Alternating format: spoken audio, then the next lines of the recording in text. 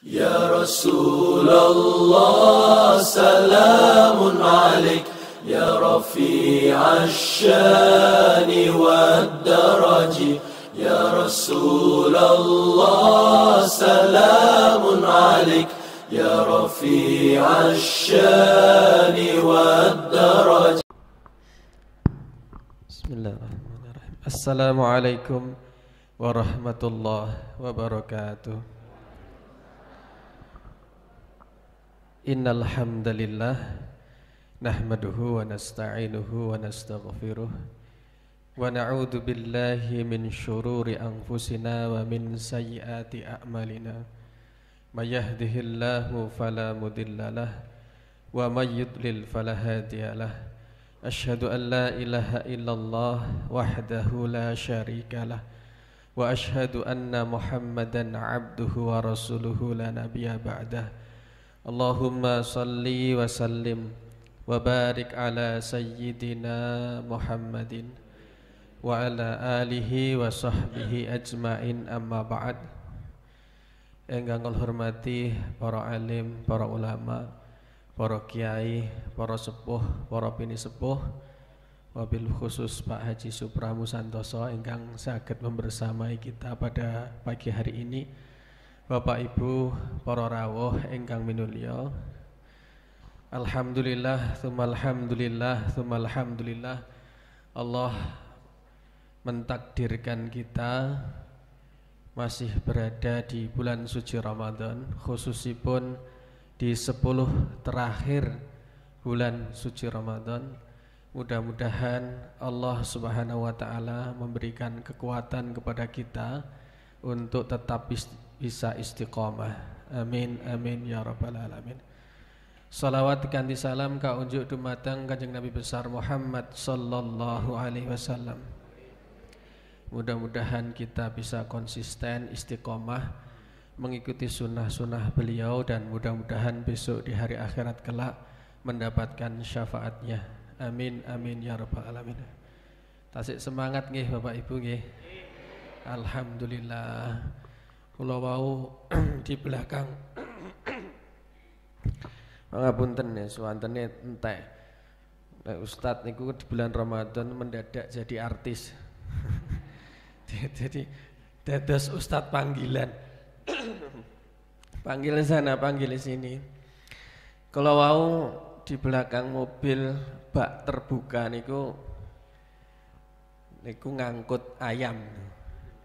Ngangkut ayam tertulis niku saya niku Brambang Farmer, artinya petani Brambang.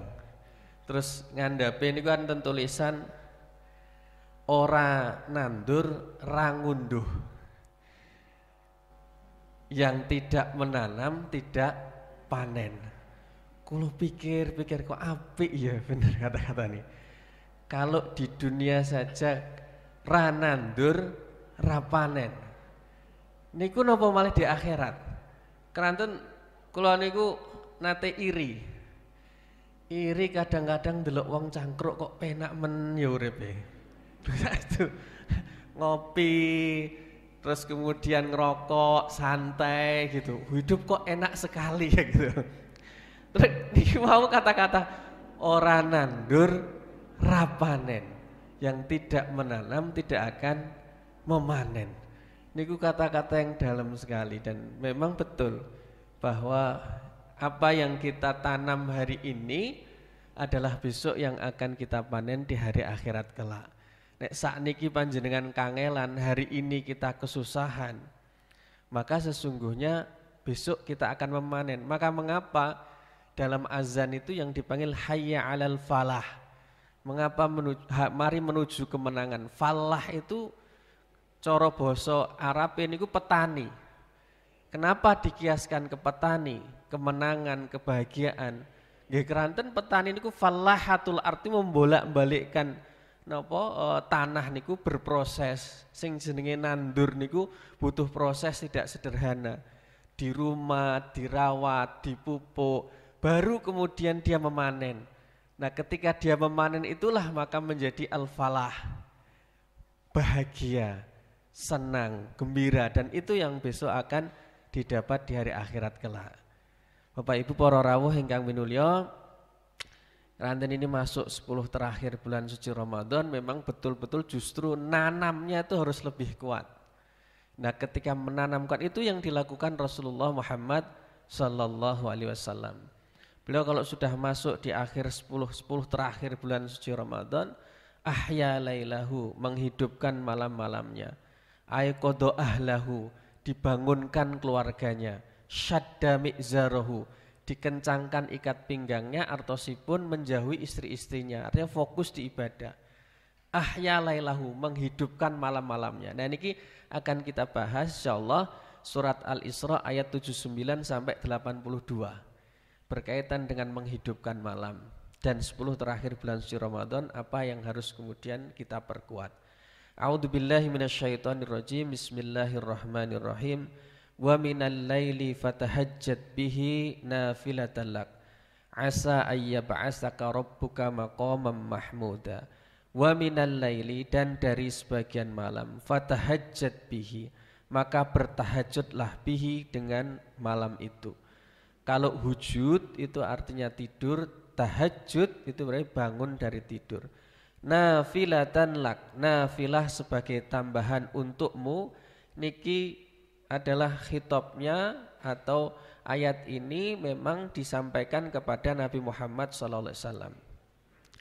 Asa ayyab'asaka rabbuka maqaman mahmuda. Asa, mudah-mudahan, ayyab'asaka, Allah membangkitkanmu, rabbuka, Tuhanmu, maqaman, tempat, maqam mahmuda, yang terpuji. Nikirin dibahas nanti, baru kemudian surat 80, 81, 82 insyaallah. Terus dari sebagian malam ini bertahajudlah. Kalau di dalam tafsir misalkan Ibnu Katsir ini memang dijelaskan bahwa ayat ini diantaranya adalah ayat sholatul lail, sholat malam, tahajud, orang baru tidur kemudian bangun, tidur kemudian bangun melakukan sholatul lail, atau orang sering menyebutnya juga qiyamul lail. Nah ini wajib untuk Nabi Muhammad sallallahu alaihi wasallam selain dari 5 sholat tersebut, sebagai tambahan, sebagai ibadah tambahan. Tapi tidak wajib untuk umatnya, keranten memberatkan. Cuma ini tidak berarti kemudian umatnya ini mengabaikan. Ini ibadah andalan sesudah yang maktubah, yang 5 wajib itu adalah sholat malam. Di mana letak fadilahnya? Jangan gambarkan sederhana. Ketika Kanjeng Nabi ngendikan ngaten bahwa sholat malam itu da'bus sholihina qoblakum, kebiasaan orang-orang soleh sebelum kalian. Artosipun ini hampir bisa dipastikan boten enten tiang sing soleh niku sing meninggalkan sholat malam. Karena Kanjeng Nabi ngendikan da'bus sholihina qoblakum, orang-orang sebelum kalian sing soleh-soleh niku itu menjadikan kebiasaan sholat malam. Kok bisa menjadi sebuah kebiasaan? Kok bisa? Dan rahasianya setunggal. Yang zulu Rabbuna tabaraka wa ta'ala kulla lailatin ila sama'id dunya hina yabqa thuluthul akhir. Allah Ta'ala tabaraka wa ta'ala itu turun setiap malam di langit dunia ketika malam tersisa sepertiga atau sepertiga akhir. Jadi ke langit dunia setiap malam. Fayaqul, lalu kemudian berkata Allah Subhanahu wa taala, mayyad'uni fa'astajiba lahu. Siapa yang memohon kepadaku pasti aku kabulkan. Mayyas'aluni fa'u'tiyahu. Siapa yang meminta kepadaku pasti aku penuhi. Mayyastaghfiruni fa'aghfirulahu. Siapa yang memohon ampun kepadaku pasti aku ampuni. Nyun sewu. Sepertiga malam terakhir niku jenengan pirsa, kinten-kinten mulai jam berapa? Dados ngaten, cara ngitungnya sederhana. Jadi ba'da maghrib ngantos dumugi sebelum subuh. Niku panjenengan hitung.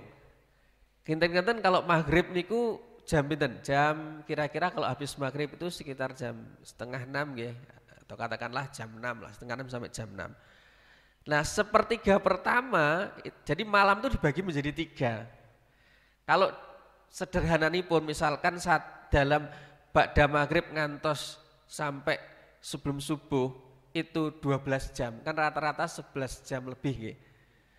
Dibagi 3, bagi 3. Jadi sepertiga malam pertama itu kira-kira ya misalkan jam 6 sampai jam 9. Nanti jam 10, jam 9 sampai dengan jam 1 atau setengah 1 itu sepertiga malam yang kedua. Sepertiga malam yang ketiga atau terakhir kira-kira jam 1 sampai dengan sebelum subuh.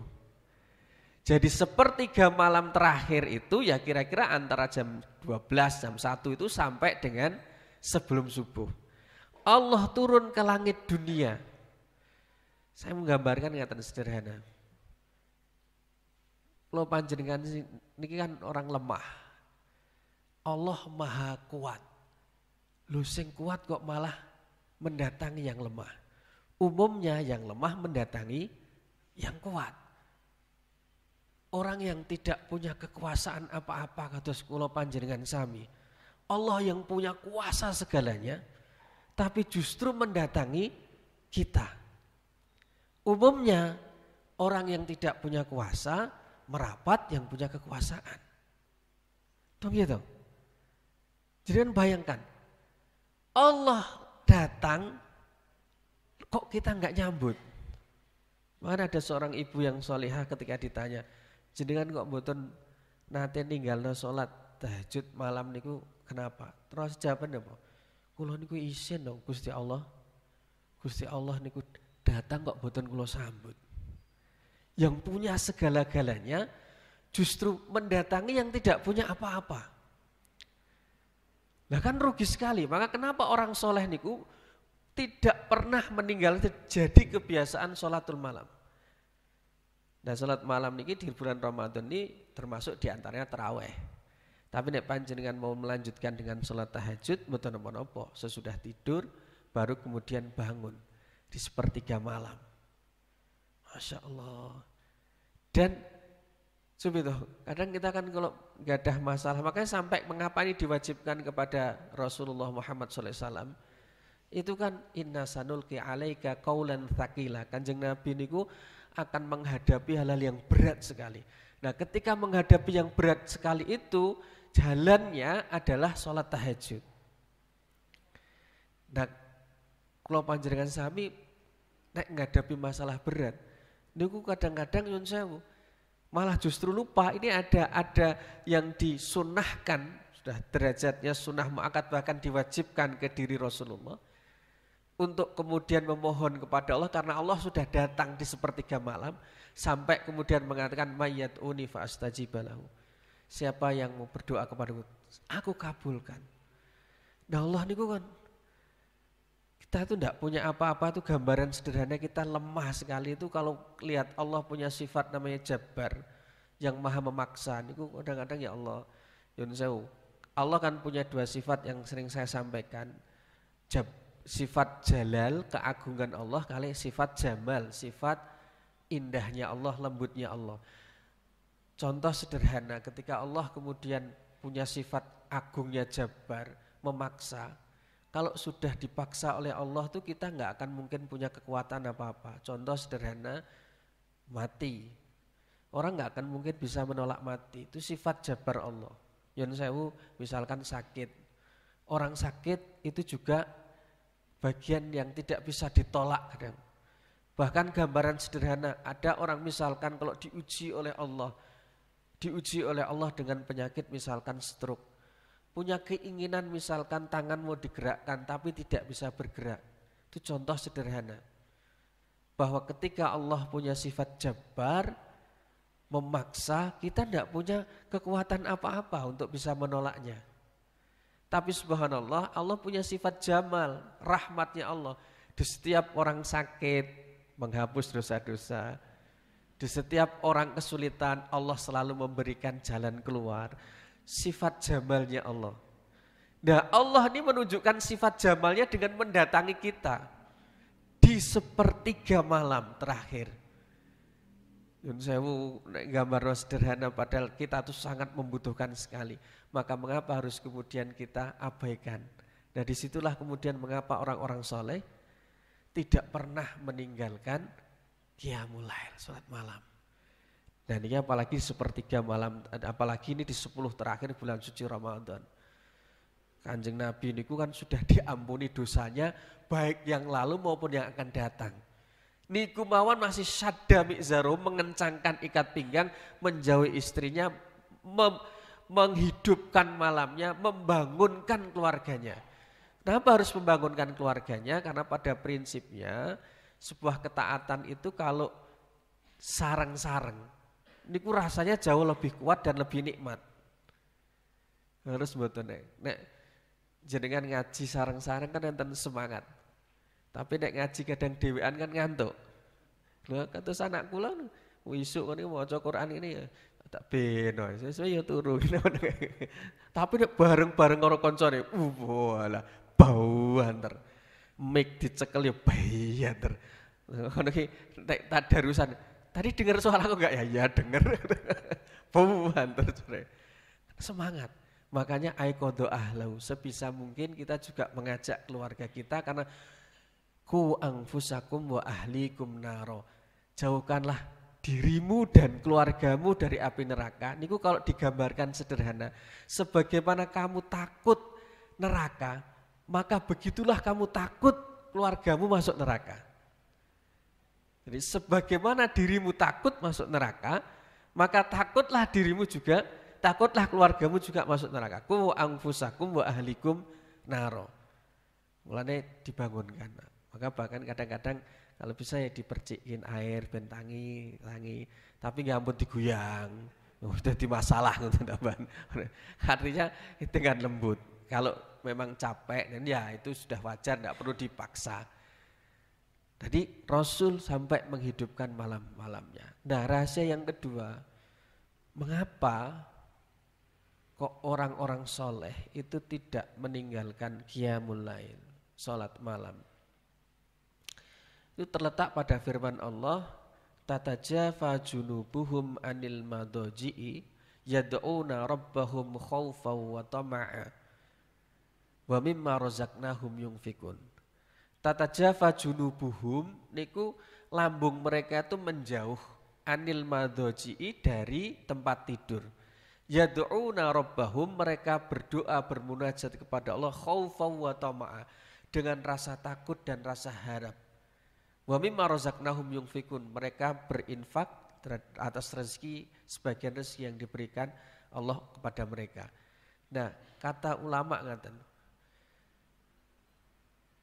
jafwah kalih tarkun itu beda. Tarkun itu meninggalkan, kalau jafwah itu juga sama, menjauhkan. Tapi bedanya kalau meninggalkan dengan makna tarkun itu masih ada rasa rindu dibarengi dengan rasa sakit. Kados dene Imam Ali karomah wajhah ketika istrinya Fatimah radhiyallahu taala anha kapundhut kemudian dimakamkan, sedih sekali. Tapi kalau tatajafa junubuhum itu jauh lambungnya dari tempat tidur, niku melawan hawa nafsunya itu kuat sekali. Tiang istirahat, orang istirahat niku kan enak saestu. Napa malih ketika siangnya niku kuwasel. Umpami kok tani, tiang tani niku. Walah nek istirahat niku kan enak ngoten. Tiang kalau kesel niku ibarat orang mikul beban. Tiang mikul beban niku kan kalau bebannya diselehno, diletakkan niku kan rasanya nyaman sekali. Makanya terus dipikul malih. Lalu kemudian diletakkan lagi. Nah orang posisi lelah, capek, nyenyak, tidur, enak saestu. Duh, itu kok kemudian mengalahkan tidur nyenyaknya, dia mau bangun, lalu kemudian berwudu, dan kemudian qiyamul lail mendirikan sholat, bermunajat, yad'una rabbahum khawfa wa tama'a, memilih untuk bermunajat kepada Allah, mencari yang lebih nikmat ya, dibandingkan tidur itu. Ma'iyah kebersamaan dengan Allah itu maka inilah ciri orang-orang yang bertakwa yang jaminannya adalah surga. Masya Allah. Makanya Ramadan ini termasuk sholat tarawih itu bagian dari proses pembelajaran. Ampun nek bakto Ramadan terus kemudian Qiyamul Lail ini ditinggalkan karena ayat ini tidak khusus untuk Ramadan. Nah umumnya Yun Sewu umumnya rata-rata biasanya pun bar Ramadan itu bar. Mulane kadang bar nek wis kadung Idul Fitri niku nggih, wis kadung Idul Fitri bahkan kadang-kadang suwibuk malah goreng kacang salat bareng ora melok kadang. Wis lali lah pokoknya. Wis Yun Sewu. Nah, sudah lupa Ramadan sekian banyaknya oleh nandur kuwi niku di konsistennya niku sing Yun Sewu istiqomahnya niku sing pancen nggih abot. Senaoso panjenengan nanti misalkan hanya 2 rakaat kemudian dengan 1 witir. Nek niku ajeg mawon subhanallah. Termasuk da'bus sholihina qablakum, kebiasaan orang-orang soleh sebelum kalian. Nah, terus niku rahasianya mengapa kemudian sing nomor kalih niki kok betul-betul kenapa ini tidak ditinggalkan oleh orang soleh. Jadi mampu mengalahkan hawa nafsu. Dan termasuk diantara tujuan puasa kan melawan hawa nafsu itu. Dan mau bersama dengan Allah.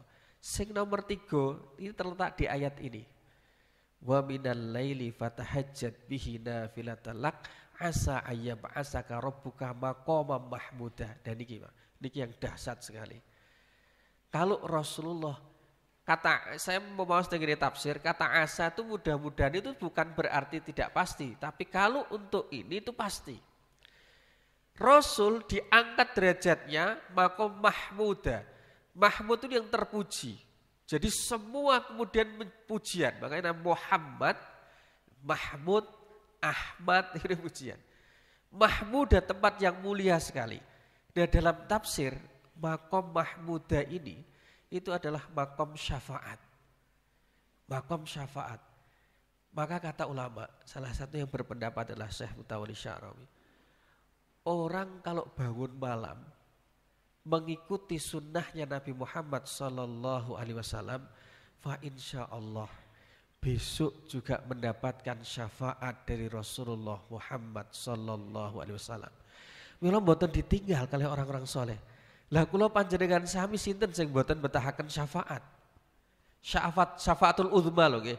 Syafaat yang besar lho nggih. Kalau kula nanti nyampaikan bahwa nabi-nabi yang lain itu juga bisa memberikan syafaat, termasuk misalipun Nabi Isa, wajihan fid dunya wal akhirah. Di dalam Al-Qur'an ngaten wajihan itu wajah terpandang dia di dunia Nabi Isa dan terpandang di akhirat. Kata ulama salah satunya Ibnu Katsir mengatakan bahwa yang dimaksud terpandang di akhirat Nabi Isa itu juga bisa memberikan syafaat. Tapi yang membedakan bukan syafaatul uzma, bukan syafaat yang terbesar. Kapan syafaat terbesar? Yauma la dzilla illa dzilluh. Ketika tidak ada lagi naungan kecuali hanya naungan dari Allah. Nyun sewu ketika posisi matahari sudah di atas ubun-ubun, sangat tarik sekali, bayangkan mawon sampai di atas ubun-ubun. Orang kemudian berlari berombongan mencari pertolongan ke sana kemari dari mulai Nabi Adam sampai Nabi Ibrahim pun mengatakan saya tidak bisa memberikan pertolongan kepada kalian. Satu-satunya yang bisa memberikan pertolongan adalah Nabi Muhammad sallallahu alaihi wasallam. Beliau ketika sujud Allah mengatakan irfa' ra'sak, angkat kepalamu wahai Muhammad, apa yang kamu minta? Rasulullah meminta syafaat untuk umatnya. Dan disitulah Allah memberikan izin kepada Nabi Muhammad sallallahu alaihi wasallam untuk memberikan syafaat. Dan kita semua membutuhkan syafaat dari Rasulullah Muhammad sallallahu alaihi wasallam. Dan itu bisa kita dapatkan salah satunya di antara yang jelas sekali adalah qiyamul lail, salat tahajud. Itu dahsyat sekali. Maka tidak ditinggalkan. Dan tidak ada orang yang kemudian qiyamul lail kecuali diangkat derajatnya oleh Allah. Makanya mengapa yang keempat ini termasuk di antara fadilahnya qiyamul lail niku mengakses cahaya Allah. Kalau kata ulama katanya wong turu kabeh, omah iki turu kabeh ora enek sing tangi. Kuwi kaya omah iki ora enek kaya dene omah ora enek lampune, tidak ada lampunya. Tapi ketika rumah itu di dalamnya ada orang yang qiyamul lail, bangun malam, maka rumah itu bersinar. Itu sebabnya mengapa orang-orang yang kemudian membiasakan bangun malam dikenal penduduk langit, meskipun di dunia tidak dikenal. Kata ulama ngatakan, coba cek seperti Nabi Yunus. Nabi Yunus itu ketika dimakan ikan paus, masuk ke dalam perutnya, beliau mengatakan, La ilaha illa anta subhanak, inni kuntu minadh dhalimin.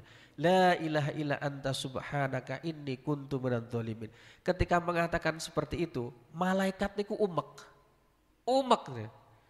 Maksudnya sautun ma'ruf, ini suara yang sudah sangat kami kenal, tapi di mana tempatnya ya Allah kami tidak tahu.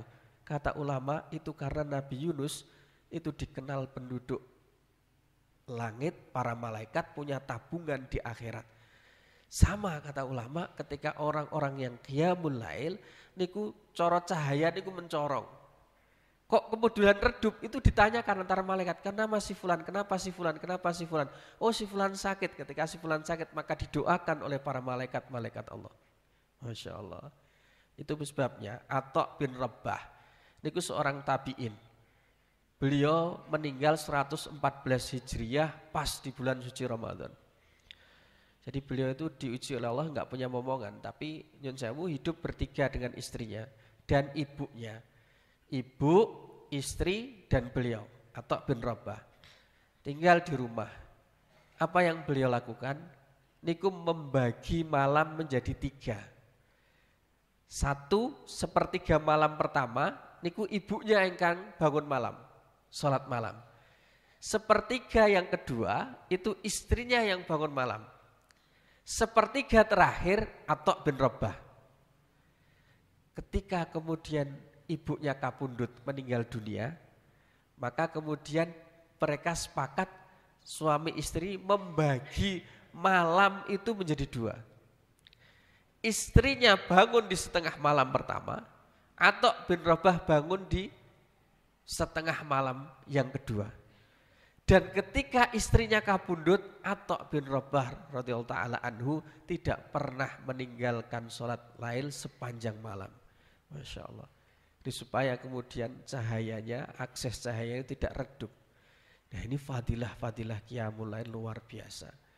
Maka da'bus sholihina qablakum adalah kebiasaan orang-orang soleh sebelum kalian. Maka ini tidak ditinggalkan oleh orang-orang soleh. Nah monggo di 10 terakhir bulan suci Ramadan ini, khususnya Lailatul Qadar ada di 10 terakhir. Niki Kanjeng Nabi mawon sing sudah diampuni dosanya saya masih, karena ada Lailatul Qadar yang lebih baik dari 1000 bulan ya. Kalau 1000 bulan itu berarti berapa tahun Pak? Kinten 83 atau 84 tahun satu malam. Belum tentu kita diberi Allah usia sampai 84, 83 tahun. Dan itu isinya penuh dengan kebaikan. Nah nyun sewu kadang tiang-tiang niku dikejar mek malam ganjil tok. Duh leres nggih, memang ada dalam hadis taharru Lailatul Qadar fil witri. Carilah Lailatul Qadar di ganjil. Tapi nyun sewu, apa mungkin Lailatul Qadar itu digenap? Mungkin Pak. Mungkin Lailatul Qadar niku digenap. Loh kok bisa gitu? Karena Kanjeng Nabi ngendikane ngaten. Lailatul Qadar itu fi tasi'atin tabqa, fi sabi'atin tabqa, au fi khamisatin tabqa. Jadi bisa jadi di 9 yang tersisa, 7 yang tersisa, dan 5 yang tersisa. Kalau jumlah Ramadan niku 29 gampang dititeni. Tapi nek genep coba jenengan hitung. 30, 29, 28, 27, 26, 25, 24, 23, 22. 9 yang tersisa itu di 22, di malam 22, mboken malam 21.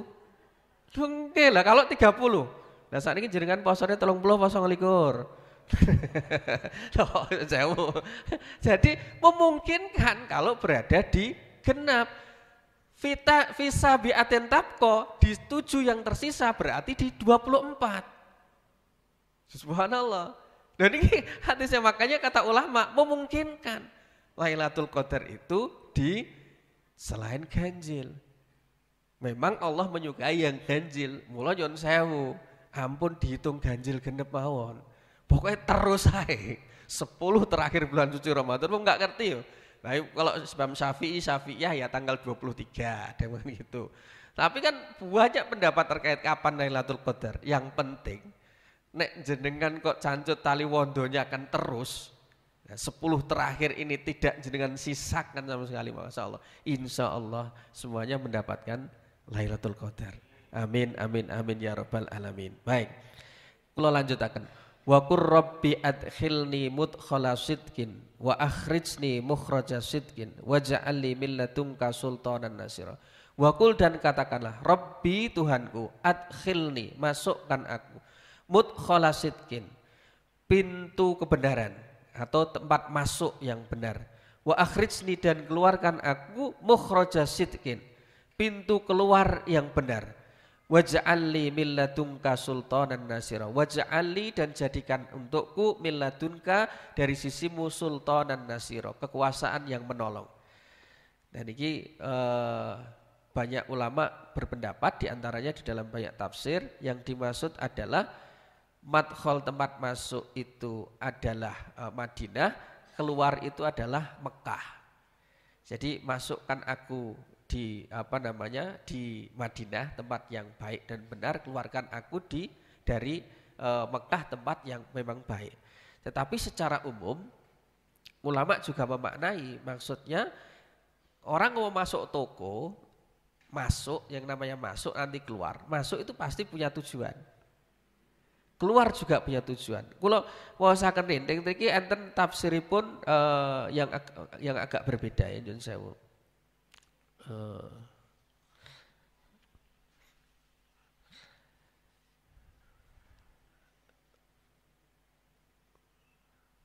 Nggih. Wa qala al-Aufi an Ibnu Abbas adkhilni mudkhala sidqin, yakni al-maut. Jadi masukkan aku ke tempat pemasukan yang benar, itu artinya al-maut, mati. Wa akhrijni mukhraja sidqin, dan keluarkan aku dari tempat keluar yang benar, yakni al-hayata ba'dal maut, hidup sesudah mati. Ini ada pendapat yang mengatakan demikian. Nah, ini ditulis oleh Ibnu Katsir. Jadi maksudnya ketika panjenengan meninggal, itu meninggal dalam keadaan husnul khotimah. Tapi ketika hidup, hidupnya juga nanti di akhirat menjadi hidup yang betul-betul sangat menyenangkan di surganya Allah Subhanahu wa taala. Itu antara doanya. Jadi masukkan aku ya Allah, ketika mati nanti menjadi husnul khotimah, dan ketika keluar dari mati itu hidup sesudah itu adalah hidup di surganya Allah Subhanahu wa taala. Niki doa. Nah, jenengan masuk toko niku pasti punya tujuan. Ambil sesuatu yang sesuai dengan panjenengan ambil untuk manfaat, dan sesudahnya kemudian panjenengan keluar. Kan begitu. Keluar sesuai dengan yang jenengan inginkan. Orang hidup itu juga begitu. Jadi apa tujuan hidupnya, nanti keluar juga begitu. Makanya subhanallah, orang yang tidak punya tujuan itu nek kula gambaraken niku kados dene wong ape numpak bis. Niku mboten ngerti ape numpak bis si arahe pening ndi. Niku mboten gadah tujuan. Ditakoki kalih kernete, badhe tindak pundi, Bu? Mbah yo aku yo bingung ya, Pak. Lah jenengan Surabaya? Mboten. Cepu? Mboten. Lah pengen ndi? Mbah aku dhewe yo bingung. Niku terus ngoten niku. Klengah-klengah kayak ketek ditulup katanya. Persis nyonjau. Gak punya tujuan hidup. Makanya kalau orang punya tujuan hidup niku kados dene tiyang niku nek jenengan pirsa nek biasane tiyang-tiyang nek nandur sing nyon sewu napa niku tanaman merambat niku biasanya nek telo terus sama kacang. Nggih, kacang. Nek bahasa Inggrisnya biasanya dikei jenenge the lanjarin. Lanjaran. Cara lanjaran. Kok kan lanjaran to nggih. Jadi kan diencepno lanjaran kan supados napa? Supados kan mengikuti lanjaran niku. Tiang sing gadah tujuan nggih kados ngaten niku ngencepno ngaten niku. Engko sesuai derek niku. Tapi nek tiang mboten gadah tujuan ku kados dene tiang mboten ngencepno lanjaran. Alah ronare mboten jelas. Nanti penting nih, waktu tujuan panjenengan inna sholati wa nusuki wa mahyaya wa mamati lillahi rabbil alamin. Maka ketika masukkan aku ya Allah, masukkan jelas panjenengan. Mati ya mati husnul khotimah. Keluar nanti surganya Allah Subhanahu wa taala. Amin amin ya rabbal alamin. Nggih, kula lanjutaken. Niki keranten wekdalipun nggih kula lanjutaken. Tadi sebenarnya salat tahajud niku tasik wonten sebenarnya, tapi kula lanjutaken mawon. Wa qul ja'al, karena berkaitan dengan ini, dan waja'al li min ladunka sultanan nasira, dan berikan kepada saya di sisimu ya Allah sultanan nasira, kekuatan yang memenangkan, yang menolong. Nah ini berkaitan kalih napa? Wa qul ja'al haqqu wa zahaqal batil, dan katakanlah telah datang yang hak dan lenyap yang batil, innal batila kana zahuqa, sesungguhnya yang batil itu pasti akan lenyap. Dan ini napa kaitanipun? Kaitanipun ketika Nabi Muhammad sallallahu alaihi wasallam Fathu Makkah, membuka kota Mekah. Jadi tadi keluarkan saya itu artinya dari tempat Mekah itu, masukkan saya di Madinah. Kan Kanjeng Nabi ketika itu banyak yang bertanya begini. Nah, termasuk kemarin itu wonten mahasiswa yang tanya, kenapa Nabi kok tidak bertahan di Mekah saja? Kenapa Nabi harus kemudian hijrah ke Madinah? Ditanya begitu dalam diskusi, katanya, Nabi kan mestinya harus bertahan di Madinah. Kenapa harus kemudian pergi ke Madinah? Kenapa enggak bertahan saja di Mekah? Beliau kan mengatakan Mekah itu adalah tanah kelahiran yang dicintai. Kenapa tidak bertahan saja? Kalau bahasa sederhananya, kalau jawab bahasa sederhananya itu ada istilah bahasa Inggrisnya coro-coro kasar, one step back, satu langkah ke belakang, two step forward, tapi dua langkah ke depan. Kan ngatur strateginya kan di Madinah. Dan ketika kemudian Rasul kuat di Madinah, kemudian datang ke Mekah, hari penaklukan Mekah inilah wa qul ja'al haqqa wa zahaqal batil innal batila kana zahuqa. Sing jenenge berhala-berhala riyen kan enggak dihancurkan. Tapi ketika itu, ketika hari penaklukan kota Mekah, tidak ada darah yang kemudian mengalir. Kata ulama gini, ajib sekali. Yang namanya al-haq, kebenaran itu sesungguhnya juga melindungi.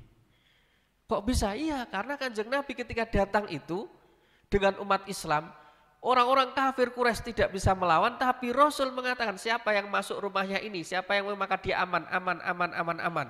Di bawah perlindungan ini aman. Akhirnya mereka justru terlindungi meskipun mereka kafir. Karena sebuah hak, yang hak itu benar itu tetap melindungi. Kata ulama begitu, ajib. Dan saat itulah berhala-berhala kemudian terhancurkan. Tidak perlu kemudian peperangan, tapi butuh proses beliau mengatur strategi umat Islam kuat, baru kemudian terjadi Fathu Makkah. Maka di sini ada korelasinya ayat ini. Nah baru kemudian ini dilanjutkan, ini berkaitan dengan amalan juga di 10 bulan suci Ramadan. Wa nunazzilu minal Qur'ani ma huwa syifaa'un wa rahmatun lil mu'minin wa la yazidudz zalimina illa khasara. Dan diturunkan dari Al-Quran itu ma huwa syifa' adalah sebuah obat dan rahmat bagi orang-orang yang beriman, dan bagi orang yang zalim justru akan menambah kerugian. Ini berkali-kali saya sampaikan. Ini analoginya Syekh Mutawalli Sya'rawi itu bagus. Kok iso kanggo wong beriman kuwi menjadi obat dan rahmat, tapi mengapa bagi orang yang zalim kok menambah kerugian? Kan Quran ini setunggal. Niku gambaran sederhana kados tiang nek loro kalih tiang sehat. Tiang loro niku ngunjuk air putih niku terasa pahit. Tapi ketika orang sehat nggih seger. Maka disebut zalim karena dia tidak bisa mengambil manfaat dari Al-Quran. Kenapa? Karena tidak beriman. Jadi terus ulama ngaten, kalau melihat sebuah kebenaran, tok nosik sing ning jero atimu kebatilan. Contoh misalkan, yang dapat rezeki. Tok nosik hasudmu. Kan rezeki itu dari Allah. Kalau beberapa kali sering menyampaikan, wong sing hasud iri dengki terhadap rezeki orang, berarti dia menolak takdire Gusti Allah. Kan yang memberi rezeki Allah. Kan mesti takdirkan Gusti Allah. Kok hasud iri dengki berarti kan dia posisinya sedang ngapunten menolak takdire Gusti Allah. Maka kata ulama gini, Kalau melihat yang hak begitu, tokno sik batil sing ning jero atimu. Awakmu lagi iso ngerasakan itu hak benar, kalau dibatil ning jero atimu ki mbok tokno. Misal hasud, iri, dengki ketika dikeluarkan, barulah kamu bisa merasakan itu adalah sebuah hak. Kaya dene Al-Qur'an. Ketika Al-Qur'an itu disebut sebagai sebuah kebenaran, nek teng ati niki pun enten batil, nggih mboten saged nyon sewu nggih.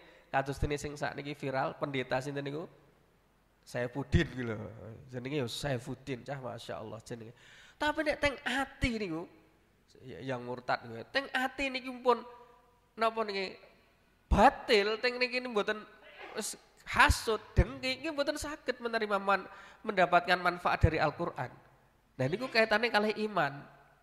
Wallah subhanallah, makanya kenapa kemudian meskipun ayat-ayat Al-Quran mengatakan sebuah kebenaran, tapi kalau di dalam hati ini ada kebatilan, maka harus dikeluarkan dulu, dia tidak akan bisa menerima. Dan Al-Quran itu subhanallah, besok ini termasuk amalan di 10 terakhir bulan suci Ramadan. Kalau waos ini beberapa riwayat, niku kalau sudah di 10 terakhir bulan suci Ramadan, rumah-rumah para sahabat, niku unine koyok tawon, Pak. Lah kok koyok tawon? Karena mereka membaca Al-Quran. Jadi mulazamah membersamai Al-Quran khususnya di 10 terakhir ini diperkuat. Nah Al-Quran ini panjenengan pirsa piyambak puasa dan Al-Quran itu syafi'an li ashabihi. Al-Quran itu syafi'an li ashabi, memberikan syafaat kepada sohibnya, temannya. Nah kata temannya karena di dunia ini kan Kanjeng Nabi nanti ngendikan bahwa di dunia ini ada keluarganya Allah, ahli Nabi dan Nas, ada keluarganya Allah dari manusia. Kemudian para sahabat bertanya, terus sinten Kanjeng Nabi ini yang jenengan maksudkan? Dijawab, yang dimaksud adalah ahlul Quran, hum ahlul Quran. Mereka adalah ahlul Quran, hum khosotuhu. Mereka lah orang-orang istimewa Allah. Oh, sekarang gini sederhana. Ada hadis Kanjeng Nabi ngaten terkait Iqra warqa warattil kama kunta turattil fid dunya. Kula awale ngaten. Baca, naiklah tangga. Dan bacalah pelan-pelan sebagaimana kamu membaca Al-Qur'an di dunia, dengan tartil di dunia. Awalnya kula bingung nih, kok maksudnya warqa niku naik lagi maksudnya piye? Dilanjutkan dengan ayat hadis lanjutannya niki, karena sesungguhnya derajatmu, kedudukanmu itu di akhir ayat yang kau baca. Maka ulama ada yang berpendapat bahwa jumlah surga itu sejumlah banyaknya ayat Al-Qur'an. Jadi nek jenengan waos itu besok kedudukan jenengan ki di akhir ayat niku. Maka naik istilah seperti naik tangga. Baca, naiklah tangga. Jadi semakin jenengan kata, di akhir niku disitulah kedudukan kita besok di hari akhirat.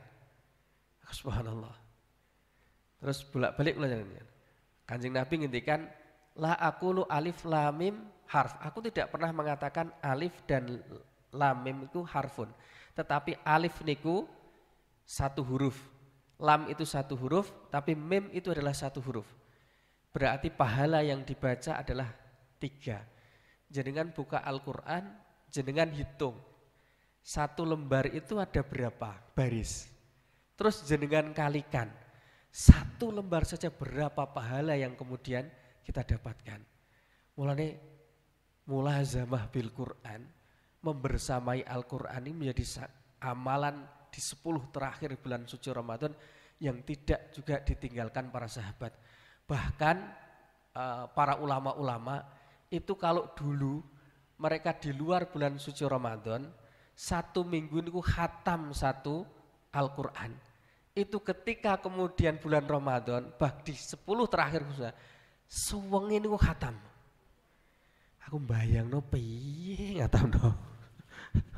Lah nek pengen khatam saulan nggih nderek one day one juice. Kalau sakne nek teh iki kan satu jus kan kata berarti 30 hari nanti khatam.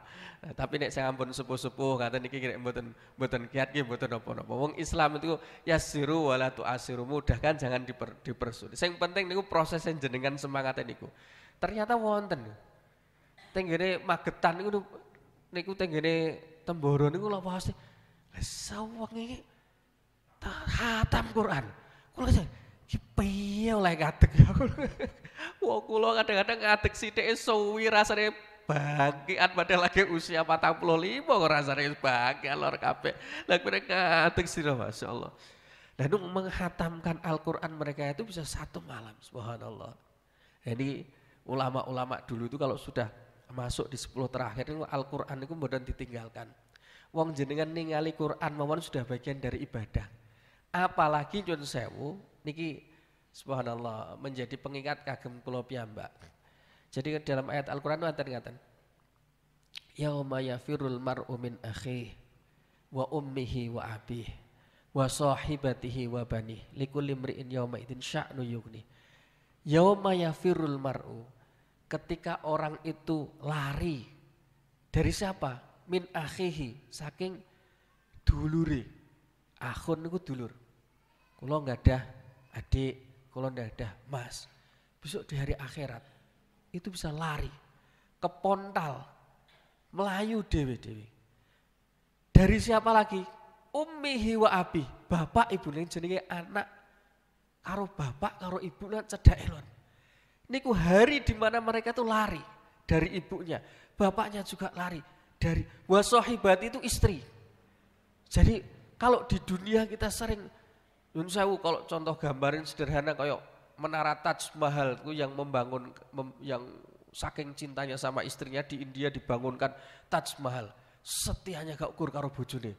Tapi di akhirat itu besok bojo sing biasane kok sing dia ning donya ngomong, "Dek, urip matiku iki lho Kak, wis pokoke ambek awakmu wae." Ngono kadang-kadang. Pokoknya aku urip mati karo awakmu. Tapi besok di hari akhirat itu bisa terpisah. Wa sahibati wa bani niku golongane, cara kasarane nggih sukune misalipun, keluarga besarnya. Itu bisa lari ke pondal satu dengan yang lainnya. Apa kata ulama? Ibu sing melayu, bapak sing karena semuanya nafsi saya sendiri sibuk dengan dirinya sendiri. Tapi ada yang kemudian datang mencari jenengan. Sinten niku? Putrane jenengan sing hafal Quran, yang mau menghafal Al-Quran. Jadi subhanallah Bu, fadilai guru ngaji gitu. Kalau kadang-kadang fadilai guru ngaji itu besar sekali. Investasi akhirat. Mulane ya Allah. Sing kula tasih kemutan, guru ngaji kula jenenge Mas Imam. Zaman riyen kan ngajine turutan. Gitu, sing sepuh-sepuh kan ngajine turutan alif fathah a, ba fathah ba, ta fathah ta. Lah nek sakniki mboten enten kados ngaten niku. Sakniki Iqra, Nahdiyah, Umi, wah cah cilik-cilik pinter-pinter. Zaman biyen ya kuwi alif fathah a, ba fathah ba, ta fathah. Wis pokoke guru ngajine bareng apa nek ngulang niku ya Allah menurut kula nggih walaupun mboten fasih tapi ikhlasé mboten karuan. Niku daltin kapan hari niku ketemu niku senenge mboten karuan sekali kula. Sakjane kula sing luwih seneng. Tapi nek kula eling tak delok-delok ya Allah guru ngaji niku. Ya Allah nyun sewu, ikhlas gak ukur. Lho gajine ra bejaji kok. Lah piye kadang 20.000 ngono kan dilebokno amplope kumel pisan. Investasi akhirat lho nyun sewu. Ampun jenengan medit-medit kali guru ngaji. Saestu niku subhanallah. Investasi akhirat itu apa nek kok saged ngapalno Quran subhanallah. Datang besok memberikan mahkota kepada bapak ibunya. Ya Allah, boleh sampai niki subhanallah kisahnya Syekh Ibrahim Al-Akhdar. Beliau adalah imam Masjid Madinah zaman semanten. Jadi di Aljazair itu ada musabaqah lomba tahfidz Quran. Setiap 3 tahun sekali. Nah, Syekh Ibrahim Al-Akhdar ini diminta untuk ngasih sambutan, Bu. Maring sambutan. Nah, ketika dia memberikan sambutan itu cerita. Ada seorang anak yatim dari keluarga miskin. Ibunya kemudian meminta dia untuk menghafal Al-Quran di syekh tertentu. Datanglah kemudian dia ke syekh ini, jarak antara rumah si ini dengan rumahnya syekh itu 3 hari, Bu. Datang bocah niki, ketika kemudian datang kepada syekhnya bilang saya mau menghafal Al-Quran. Jadi ini saya, terus nggih kula badhe ngapal Quran. Oh, gak gampang ngono kalau kamu pengen ngafal Al-Quran. Kowe kudu ngresiki masjid iki. Enek hewan-hewan ternak ku yo kowe pangani sik. Engko nek rombongan ini ada yang keluar, baru kemudian kamu bisa masuk. Atau nek awakmu duwe dhuwit, bayar. Lah piyambake mboten gadah dhuwit. Sedih. Mulih niki pulang ini perjalanan malam setelah sholat isya tidur di bawah pohon. Di bawah pohon niku mimpi ketika tidur bertemu Rasulullah Muhammad sallallahu alaihi wasallam. Kembali kamu kepada syekh itu, minta untuk menghafal Al-Quran. Lu Kanjeng Nabi wong kula pun ditolak. Katakan sama syekh itu zumaro, rombongan. Akhirnya kemudian sebelum subuh sudah sampai ke syekh itu, ngetuk pintu, terus dibuka sama saya. Piye, wis duwe dhuwit ta urung? Mboten gadah, tapi kula dik dalu niku mimpi bertemu Rasulullah Muhammad sallallahu alaihi wasallam. Yo guyu tok saya. Nah terus nggih Kanjeng Nabi niku ngendikan terus suruh kanjenengan suruh mengatakan zumaro, rombongan. Digapyuk bocah niki. Nangis guguk syekh niki. Jenengan pirsa kenapa ternyata dia cerita bahwa beberapa tahun yang lalu saya bermimpi bertemu Rasulullah Muhammad sallallahu alaihi wasallam. Dalam mimpi itu saya bertanya kepada Rasulullah, wahai Rasul, besok bagaimanakah orang yang hafal Al-Quran dan bisa mengamalkannya? Ya walaupun ada ayat sedikit untuk dihafal, diamalkan. Besok mereka akan masuk surga zumaro. Mereka masuk surga secara rombongan. Maka nangis guguk saya niki. Nah ketika diceritakan seperti ini, Presiden Aljazair ketika itu langsung berdiri. Menang kalah tak kayak 50.000 uang sana. Dan tidak lagi 3 tahun musabakoh ini, tapi tiap tahun akan diadakan. Masya Allah. Ini kemuliaan orang-orang yang memelayani nyun sewu, ya ada putra-putri, ngaji, ini bagian dari investasi. Guru-guru ngaji, ampun kecil hati, ya nyun sewu saya ngulang. Terutama ibu-ibu, bapak-bapak kalau di rumah, kalau bisa mengajarkan ngaji semaksimal mungkin. Kalau tidak bisa, guru-guru ngaji itu adalah investasi putra-putri panjenengan besok di hari akhirat. Yang akan memberikan kebaikan untuk panjenengan semuanya. Maka Al-Quran ini adalah besok juga memberikan syafaat kepada li ashabihi, tapi juga demikian investasi buat putra-putri kita yang besok akan memberikan juga pertolongan kepada kita semuanya. Karena besok di hari akhirat juga disebut dalam Al-Quran yang namanya al-akhila'u yauma'in ba'dum atau adun illal muttaqin, sing jenenge kanca raket itu besok di hari akhirat itu bisa menjadi musuh satu dengan yang lainnya. Saling nutuh siji dengan yang lainnya. Lho niku sing ngejak kula ndiyen maksiat kok. Ora awakmu sing ngejak ngono. Kanca raket, makanya kata Syekh Mutawalli Sa'rawi nek ngendikan ngaten, ning donya iki rata-rata wong ki sesuai dengan yang disukainya. Wong mendem ya senengane karo kanca mendem. Wong kopek ya senengane karo kanca kopek. Nggih rata-rata kan ngaten.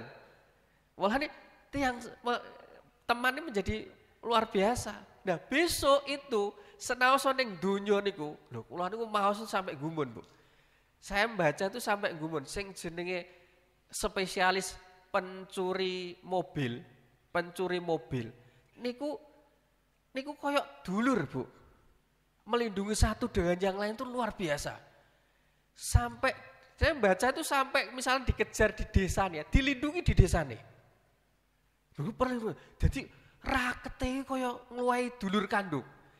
Tapi yang sewu, besok di hari akhirat itu semua akan satu berpencar dengan saling nutuh menjadi musuh dengan yang lain. Kecuali sinten illal muttaqin. Kecuali orang-orang yang bertakwa. Dados nyuwun sewu, besok di hari akhirat nggih panjenengan goleki kula. Nek kula nggih sae nggih kula goleki panjenengan. Ada orang-orang yang besok menjadi orang bertakwa itu justru akan menjadi saksi satu dengan yang lainnya. Oh, Bapak kirian derek pengajian toh Mbak Ati. Mboten niki derek pengajian. Nggih lah kadang-kadang nyun sewu. Kalau wau nyun sewu Mbah ingkang kula selip niku wau numpak sepeda ya Allah. Kret. Kula niku sampe ngene ya Allah wong Mbah mawon numpak sepeda kula poso-poso ngaji ning kene. Mosok ndang ustaz iki aras-arasen. Kula sampe ning ati ya Allah Mbah subhanallah. Ngapunten nggih kula mau kula selip. Kalau kinten kula wis rada telat soalnya. Ya Allah, tapi saya belajar dari Bapak Ibu sekalian napa malih sing ditumpakno kol bareng ya Allah. Gurine kula ibu kena sakmono kae ditumpakno kol ya Allah. Kalau kadang-kadang jenengan itu boleh jadi besok justru sing awal-awal mlebu swarga jenengan kados itu. Karena niat panjenengan sing kuat sekali bahkan susahnya seperti apapun masih kemudian mau ngaji subhanallah. Nah mudah-mudahan kita semua diberi kekuatan oleh Allah Subhanahu Wa Taala di 10 terakhir bulan suci Ramadan ini istiqomah sampai dengan akhir. Amin amin ya rabbal alamin. Diberi rahmat oleh Allah Subhanahu Wa Taala. Amin amin ya rabbal alamin. Monggo kita tutup kanthi waosan istighfar 3 kali. Astaghfirullah.